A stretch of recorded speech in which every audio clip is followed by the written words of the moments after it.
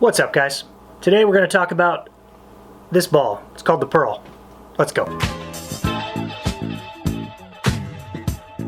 Alright, so you guys have probably heard of the Pearl by Guardian. Guardian is the company that makes it. Guardian got their start in material sciences, so I don't think they set out to produce lacrosse balls right away. Maybe sort of stumbled into it. I don't know. The Pearl is a ball that meets all Noxee standards, legal for NCAA, NFHS, all that stuff, and it is a ball that won't turn into a greaser. You may remember I did a video on the East Coast Dyes Mint.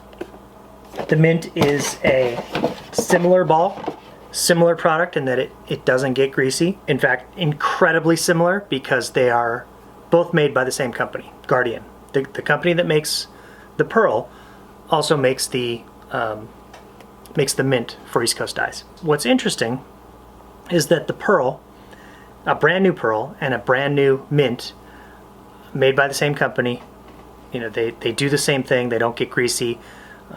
They don't harden over time. They change, you know, they last 8 to 10 times longer than a standard lacrosse ball, but they feel different. So the Mint has kind of a smooth texture. Not even really a texture, it's just smooth. It actually, to a soft touch, it kind of feels like a greaser, but then if you dig your fingers in, you're like, yeah, that's not a greaser at all. It's a great ball.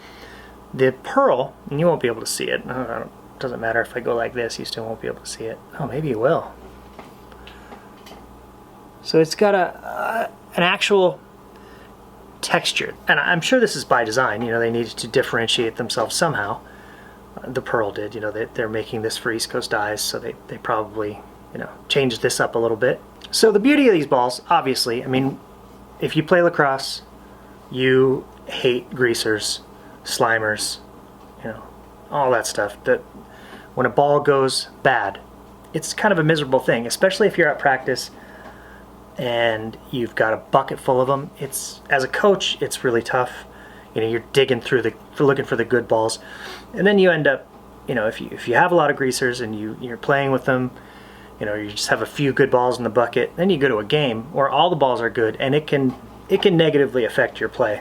So I really appreciate this. If your club doesn't have the money to just keep replacing balls, you know, then balls that stick around, especially if you're enclosed, you know, indoor, or, you know, if you've got backup nets in either end zone, you know, not woods all around, where it's, you know, if you're in a spot where it's easy to shag balls, it's easy to go find, you know, balls on a ball hunt, then something like this is great. The only thing you'd have to worry about is players taking them to their bags on water breaks and accidentally slipping them in the bag. I know you guys do that. The thing about a standard lacrosse ball is that when it's fresh out of the box, it meets Noxee standards, right? The hardness, you know, everything. But over time, when a ball turns into a greaser, it not only gets slick, but it gets hard. They harden up, and so then I don't think it would meet the standards set by Noxee, which, you know, nobody ever goes back and retests a ball. If it's got the Noxee stamp on it, it's good forever. Just like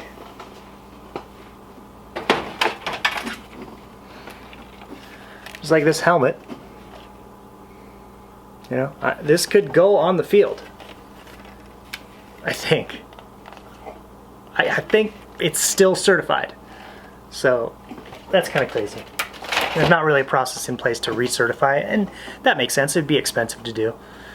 But a greaser, you know, if a ball is supposed to be a certain hardness and it is that way for safety, and then a ball goes hard, it's unsafe. So, you know, I do like that in these, that not only do they meet Noxee standards, they retain those standards over time. Normal lacrosse balls, I think the majority of them are produced in probably China. They're vulcanized. Vulcanization, while, you know, just a world-changing technology, you know, natural rubber is soft and it's gooey and it's sticky, and so the early Mesoamericans figured out ways to harden it, and actually they made balls with it for different games they played. But you know, for years, material scientists were, you know, dying to figure out how can we use this rubber material, because it's awesome. Charles Goodyear was actually the first guy who vulcanized rubber in a lab setting, and really was digging into the science behind it. Some say he's kind of stumbled on it, but he was after it forever. He was trying lots of different things to figure it out. Had patents and all kinds of patent issues, went broke, trying to develop his vulcanized rubber. I think he spent time in jail because he was, he owed debtors money. And, the name Goodyear, now that there's Goodyear Tire Company, it's actually not Charles Goodyear. It's not his company. He didn't start it. It was named after him because he vulcanized rubber.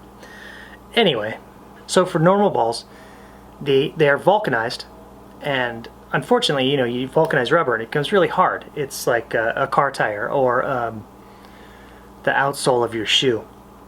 So then they have to add different additives, chemical plasticizers to soften the ball. And the chemical plasticizers over time, it's not totally stable with the elastomer, and so it hardens and it changes over time, and it's not totally stable. Which the pearl and the mint, they use a different process or different materials, and whatever's happening in there chemically is more permanent, or it doesn't change. I don't know. I don't know the science behind it. So whatever process they use or materials they use, it's way better for a lacrosse ball.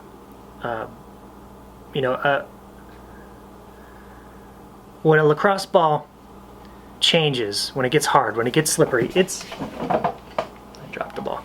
It's still a lacrosse ball, but it's not a lacrosse ball that's good for play.